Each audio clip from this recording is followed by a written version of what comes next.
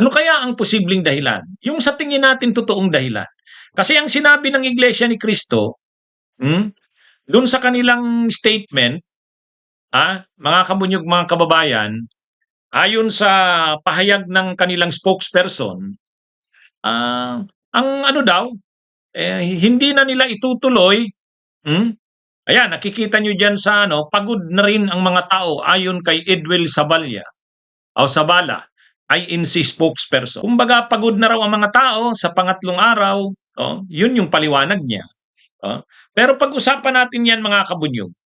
Yun nga kaya ang dahilan na pagod na, yun nga kaya ang dahilan pagod na ang mga tao. Pwedeng isa yun sa dahilan. Tayo nga nagtataka rin bakit naman kasi 3 araw yan?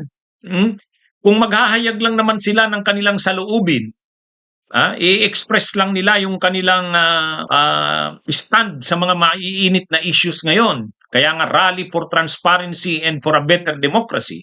Sa isang araw, tapos na yan. Kaya lang, bakit 3 araw?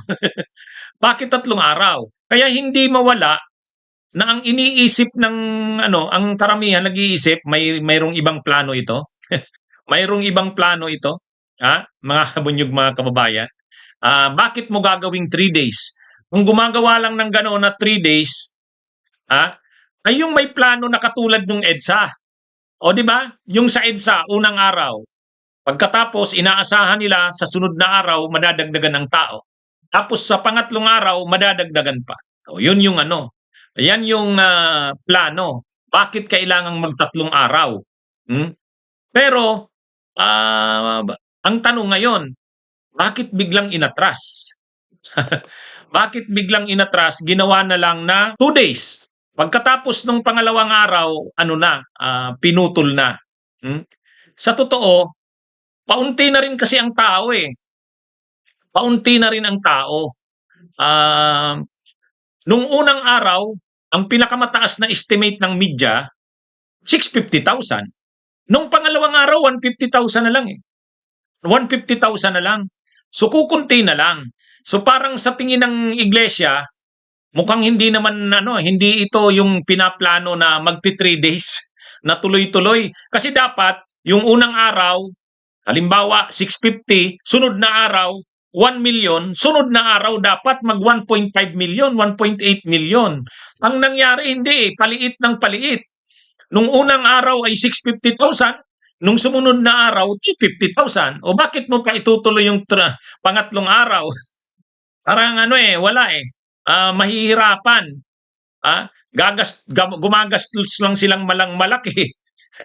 Pati nga yung mga personal na pangangailangan ng mga miyembro nila, saan sila magsi-CR, kinakapos na sila sa portalets, siguro yung mga establishment sa malapit, hindi na rin sila kayang suportahan. Kaya na rin yan, totoo naman yun, pagod na rin sila. Kaya lang, kung nasunod sana yung plano, na sa unang araw, 650,000. Sa pangalawang araw, 1 million. Sa pangatlong araw, 1.8 to 2 million. O yun, siguro, sila, tama ka, Bray. 650,000 nung unang araw, ay 600,000, 150,000 nung second day. Nung third day, 50,000, mapapahiya na sila. Kaya, saka, ang hirap na. Nakakaramdam na siguro ng yung mga tao, hindi na nila kaya. Pipilitin pa ba nila yon? Mapapahiya na sila niyan. Baka panipis ng panipis yung hanggang sa yung mga tao, magreklamo na ng kanilang. Ang matutuwa lang dyan yung mga leaders. O kasi sila nasa hotel na naka-check-in sila sa Manila Hotel, malapit yan dun Anyway, pero kung titingnan natin, ano pa ang isang bagay na sa tingin natin nagpabago ng plano ng Iglesia ni Cristo? Ang isang bagay pa dyan na nagpabago, doon kasi sa EDSA People Power Monument, mayroong rally din doon.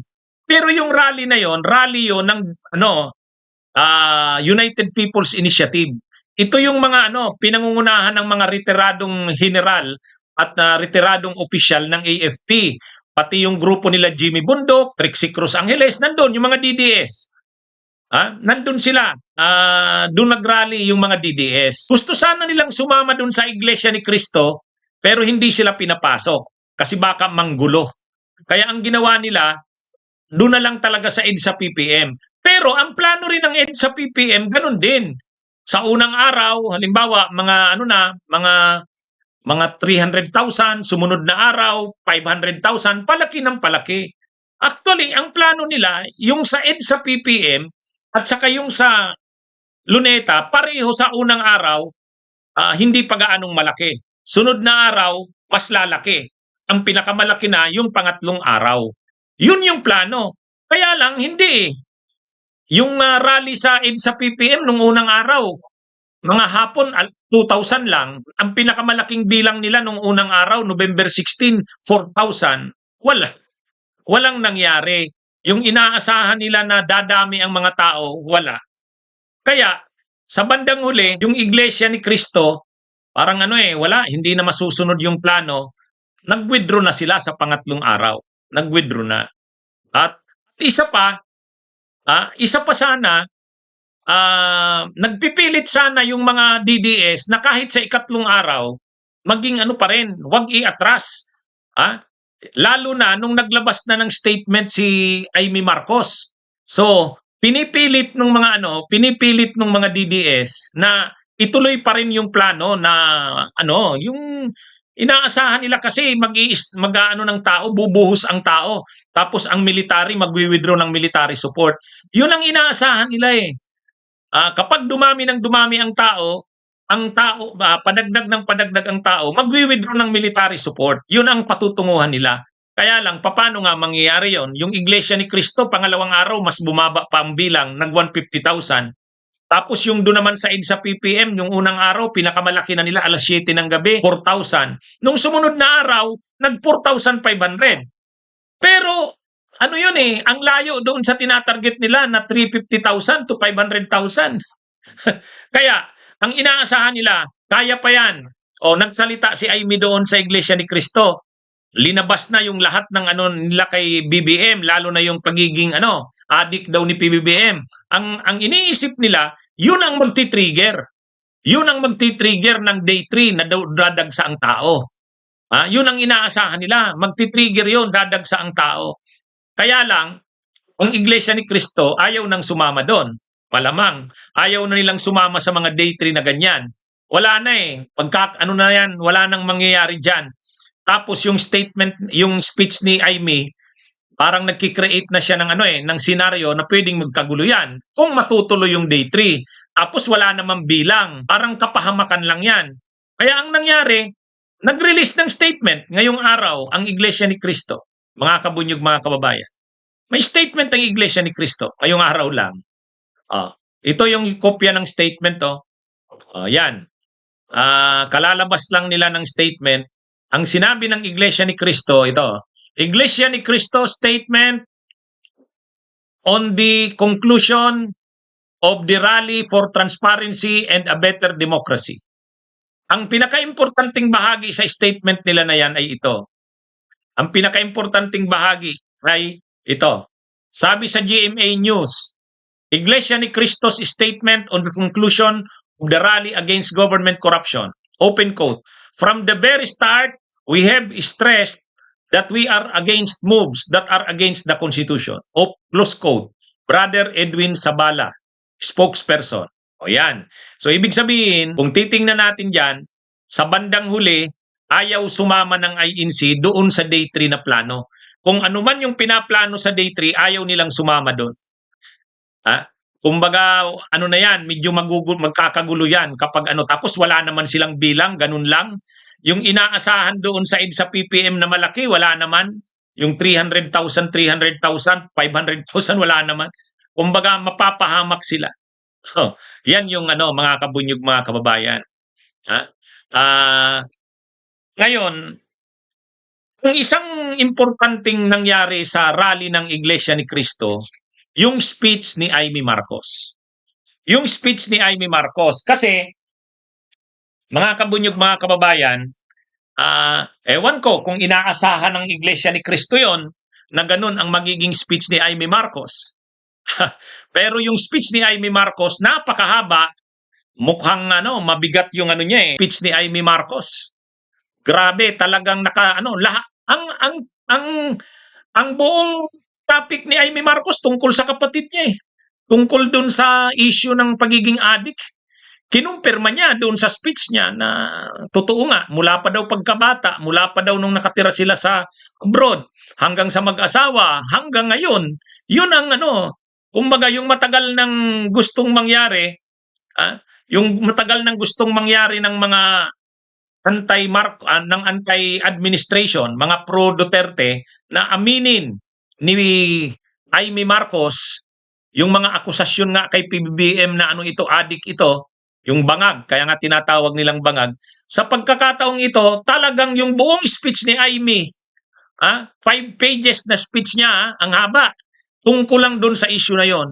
Kwininto niya na mula pagkabata, pagbinata, ay adik si PBBM hanggang mag-asawa, hanggang pati pala yung asawa, pati anak ni PBBM, yung first family, ay mga involved din daw sa droga. Yun yung ang inaasahan nila doon, bakit nagsalita ng ganun si Amy doon sa rally ng iglesia? Kasi nga, paday daw na eh. Paday daw na, kumbaga pahupa na.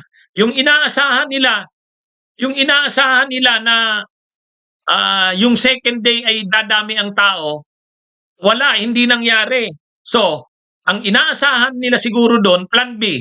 Kapag nagsalita na si Amy sa rally sa iglesia, inamin ni Amy yung pagiging adik ni PBBM, magagalit ang tao, magagalit ang military, dadagsa ngayon lalo ang tao. Parang ganun yung nakikita ng yun ang nakikita nilang senaryo.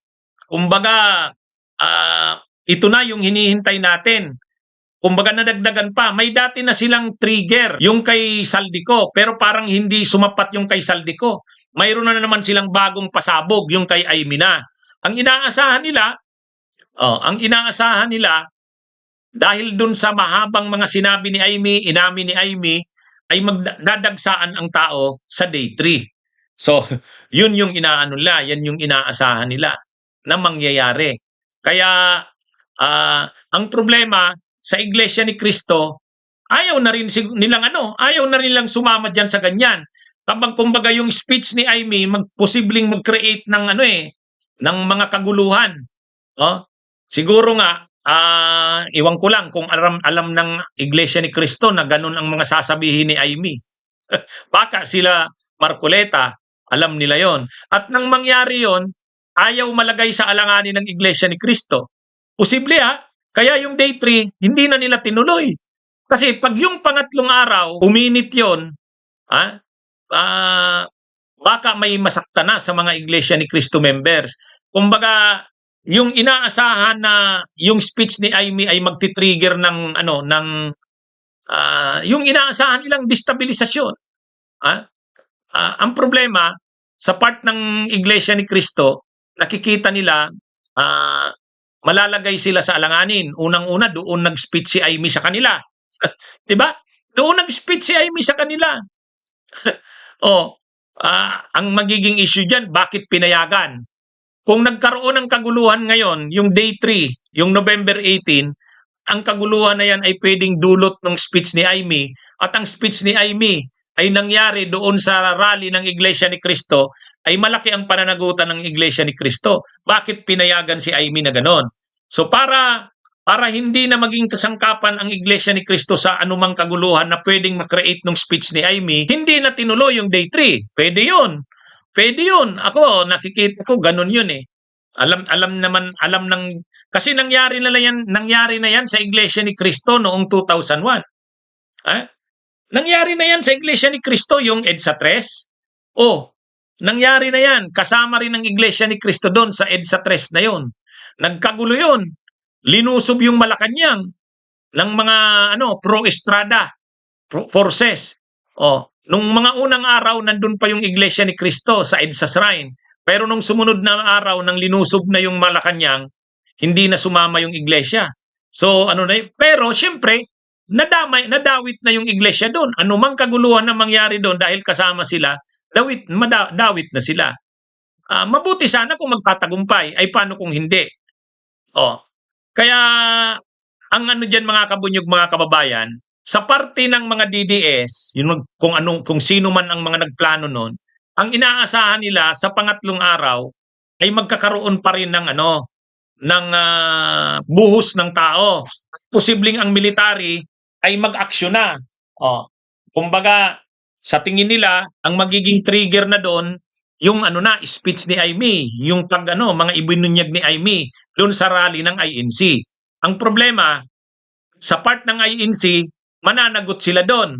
Bakit nila pinayagan si Aimee magsalita noon? Kaya, kung magkakaroon ng kaguluhan sa pangatlong araw, mabuti kung magtagumpay. Paano kung hindi magtagumpay? Sinong mananagot? INC. Siyempre ayaw ng INC sa ganon. Ayaw ng INC sa ganon. Kaya para hindi na sila maging bahagi ng posibleng mangyari, maaga pa na yan, makontrol na yan, hindi na nila tinuloy ang day 3. Kulang ganun yung nakikita ko dyan.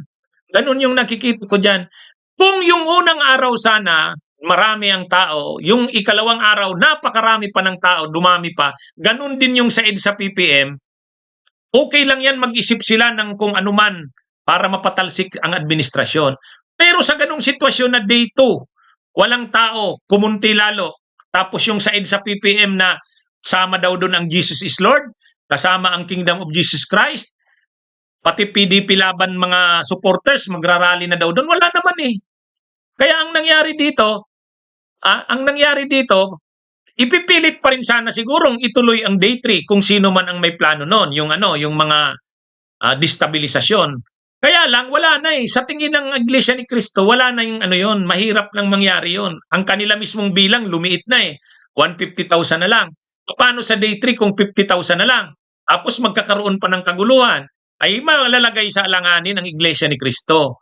Kaya, sa tingin natin, dahil iniisip nila yung senaryo na posibleng magkaroon ng mga kaguluhan, hindi na nila tinuloy ang day 3.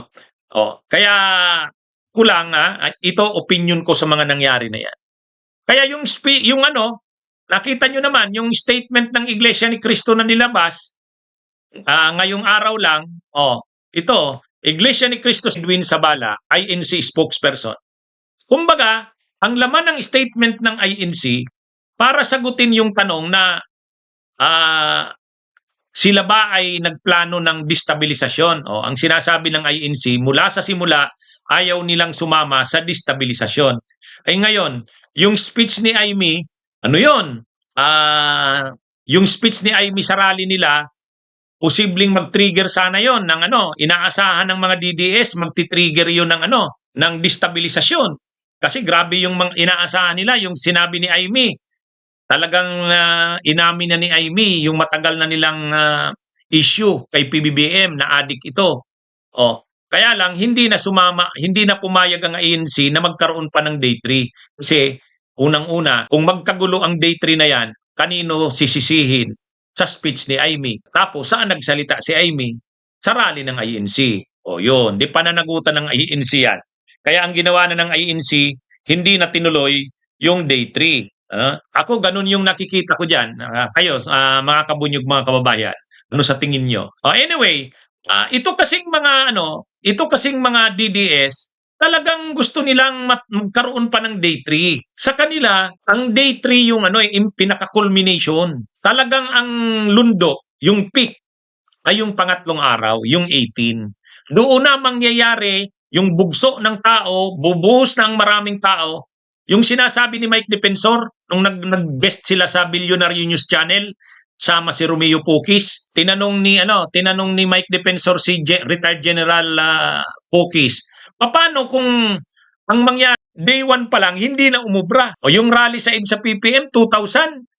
Sa gabi, yung pinaka-peak na, 4,000. Nung sumunod na araw, 4,500. Yung rally naman ng Iglesia ni Cristo, nung unang araw, 650,000 yung pinakamataas, yung gabi. Tapos nung sumunod na araw, 150,000 na lang. Anong aasahan mo sa day 3? Ang inaasahan nila, yung speech ni Aimee. Yung speech ni Aimee, yun yung nila. Yan yung kanilang panlaban. Kasi ma-agitate, magagalit ang tao, pati military, posibleng magalit na. Yun ang hinihintay nila. Kaya lang, ang naging problema nila, yung Iglesia ni Cristo ayaw na sa day 3. Pero matatandaan nyo, pag speech ni Amy Marcos doon sa doon sa Iglesia ni Cristo, doon naman sa EDSA PPM, nag-i-speech sila Trixie Cruz Angeles. Napanood ko yung speech ni Trixie Cruz Angeles. Sabi ni Trixie Cruz Angeles, "Wag na po tayong umuwi. Wala na itong uwian. Tuloy-tuloy na ito. Tapusin na natin to." Ayun, ganun ang speech nila. Pati si retired Major General Pokis. Ganun yung kanilang ibig sabihin, bukas, mas babalik tayo, mas marami tayo. Kumbaga inaasahan nila, yung speech ni Amy, yun ang magiging trigger para yung pangatlong araw, matuloy na yung gusto nilang mangyari, mapatalsik si PBBM, na iluklok si Sara. Ang problema nga, hindi na po, ayaw na ng Iglesia ni Cristo Nag-withdraw na, ayaw na sa day 3. Yung day 3, gusto pa rin ituloy ng mga DDS. Gusto pa rin ituloy ng mga DDS yung day 3. Talagang pinipilit nila. Sa katunayan, ngayong araw, day 3, naglakad pa ng permit sila retired Major General Romeo Pokis. Galit nga si retired Major General Pokis kasi hindi inapruban yung permit nila. Tapos sila Eric Celes din, nagrarally din doon sa EDSA Shrine. May nakita ko. Kaya lang, wala na. Iilan na lang na tao. Wala na. Yung Luneta, malinis na. Wala nang iglang kababayan. Yung inaasahan nilang day 3, akala nila dahil doon sa speech ni ay matitrigger. Kasi yung mga DDS, issue na nila matagal na yan. Yung bangag-bangag na yan na issue O di dahil kinumpirma na ni Amy, bubuhos ang mga DDS supporters. Yun ang inaasahan nila. Kaya nga ang panawagan ni Trixie Cruz Angeles nung gabi, wala na tayong uwian. Tuloy-tuloy na to. Ay ang nangyari, ngayong araw, wala. May nagrarally doon sa Liwasan, iilan. Nagrarally si Eric Celes doon sa EDSA Shrine, iilan. Siguro mga 50 lang yun Si Pokis, galit. Naglakad daw sila ng permit, hindi daw inapruban. Wala. Ibig sabihin, ang akala nila mag-iinit ang tao. Ang una nilang inaakala, yung kay Saldico ay magti-trigger. Di ba sabi ni Greco Belica, ayan, sa mga binunyag na ito ni Saldico, babaha ang tao, dadami ang a-attend sa rally sa Luneta at sa EDSA sa November 16 to 18. Hindi nangyari yun. So ngayon naman, day 3 sana, day 3. Wala rin nangyari. Ano na yan? Patay. Ayaw na ng taong bayan. Kung anumang pinaplano nila, people power man yan, withdrawal of military support, wala. Si PBBM ngayong araw nandun sa, nandito sa amin sa Bicol, sa Albay, business as usual. Kaya ibig sabihin, yung inaasahan nila na una, yung kay Saldico ay magti-trigger ng pagbuhos ng maraming tao, hindi nangyari. Yung inaasahan nila, huling barahan nila, kagabi, yung speech ni Amy, akala nila dahil sa speech ni Amy ngayong araw, third day, babaha ang tao, wala. Kahit ang iglesia umatras. Plano pa rin sana nilang ituloy kahit wala ng iglesia. Wala rin. So ano nang mangyayari dyan ngayon? Balik sa langaw ang rally ng DDS. Wala kasi. Ang unang-una, kailangan mong makuha. Ang nakuha lang naman nila, Iglesia ni Cristo. Kahit nga yung GIL saka Kingdom of Jesus Christ, sabi magmumobilize sila ng maraming tao, wala namang namobilize. Wala namang namobilize ang Kingdom of Jesus Christ saka GIL. Kaya wala. Kaya yung day 3 ngayon, ito, pinipilit nilang ituloy pa rin ang day 3. Awan ko kung ano na naman mangyari sa plano nila. Nakailang beses na ito. Ito na sana yung sinasabi nating taya-bato na nila to All-in na sila dapat dito. Wala na. Asahan na nila, tuloy ang mga investigasyon ng Senado. Sabi ni Ombudsman Boying Rimulya, makakasuhan ang mga senador. Ay, ang mga senador na yan na makakasuhan, kakampi ng Duterte yan Escudero, Joel Villanueva, Jinggoy Estrada, ayan. Kaya yan na. Bago daw mag-December 15, lalabas na ang warrant of arrest. Kaya itong day 3 ngayon, may sasabihin na naman, nung nagdi-discuss ako nitong simula pa lang ng rally, sabi ng mga DDS, huwag ka munang magsalita insurrecto. Unang araw pa lang, may day 2 pa. Nung day 2 na naman, nagsasabi ako, mukhang mas bumawas ang tao. Sabi na naman nila, may day 3 pa. Ngayon, ano na tong day 3? Wala. Sa totoo, sa tingin ko, huwag na nating tingnan yung Iglesia ni Cristo. Kasi yun talaga siyempre kayang mag-mobilize ng maraming tao noon. Pero yung rally sa November 30, yan ang marami. Pero yung rally kasi na yan sa November 30, yan? Talagang tungkol sa pagpapanagot yan sa lahat ng sangkot, sa mga korupsyon. Ito kasing mga rallying ito ng Iglesia ni Cristo sa kanang Duterte, kunwari lang anti-korupsyon. Pero ang talagang gusto nila, iluklok si Sara para mapigilan yung pagkakakulong ng mga kakampi nilang korap, senador. Bigo sila ngayon. Mga kabunyog, mga kababayan. So, dumami daw ngayon sa Luneta, dumami ang langaw. Ang problema kasi sa mga yan, hindi naman totoong para sa transparency, hindi naman totoong para sa laban sa korupsyon. Ang totoo, gusto nila iluklok si Sara. Sinabi ko na kasi, talaga namang may involved sa Malacanang. Hindi naman pwede na ang involved lang senador, ang involved lang congressman, ang involved lang DPWH, ang involved lang ay mga contractors. Sa Malacanang may involved yan. Dapat imbestigahan din yan. O di ba mayroon? Sinabi ko na sa inyo, minsan kasi hindi tayo dapat maging panatiko. Ang iba kasi sa atin, pag binabanggit na yung Malacanang, ayaw na nila kasi sabi nila, hindi, walang korupsyon sa Malacanang. Wala. Mayroon na. Lumabas na ngayon. Lahat kasi dapat managot. Kahit nasa Malacanang dapat managot. Hindi lang yan congressman, hindi lang yan senador, hindi lang yan DPWH, hindi lang yan contractors. Yung iba kasi dito nagagalit sa akin. Bakit naman attorney kinukomentaryohan mo si DBM Secretary Amina Pangandaman? Bakit attorney kinukomentaryohan mo si Lucas Bersamin? May ebidensya ka ba? O yan ang problema sa atin eh. Masyado tayong panatiko. Dapat ang loyalty natin para sa bayan. Kaya minsan galit sa akin ang ilang mga Marcos loyalist eh. Sinasabi nila, bakit ko daw binabatikos ang executive secretary si Bersamin. Bakit ko daw binabatikos si Amina Pangandaman? Sabi ko, ay paano kung sangkot nga naman talaga sila kasi may ebidensya, 'di ba? Dahil ba nandun sila sa Malacanang, hindi natin pupunahin? Ay hindi. Ang gusto natin, managot ang lahat ng sangkot. Di ba? O ano na ngayon? Vindicated ako. Nung dinidiscuss ko ang korupsyon sa Malacanang, ayaw ng mga iba. Ngayon, sino na ngayon? Sumulat si dating DPWH Yusek Bernardo kay PBBM mismo. Sinabi na siya ang nagdala ng pera, ng kickback, ang tumanggap ay yung mga Yusek ng Malacanang. Si Yusek Adrian Bersamin at si Yusek Ulaybar. Yan na yun. So ngayon, napwersa na ngayong mag-resign sila Bersamin at si Amina Pangandaman. Ang paliwanag ng Malacanang, out of delikadesa. Totoo yan. Kasi dapat sila na ang sunod na imbestigahan. Bunyog, bunyog, halikan na kasama ka. Bunyog, kapag buklod ay may pag-asa. Luzon, Visayas, Mindanao, isa ang pananaw. Sa bagong Pilipinas ang bunyog isisigaw. Bunyog, bunyog, bunyog.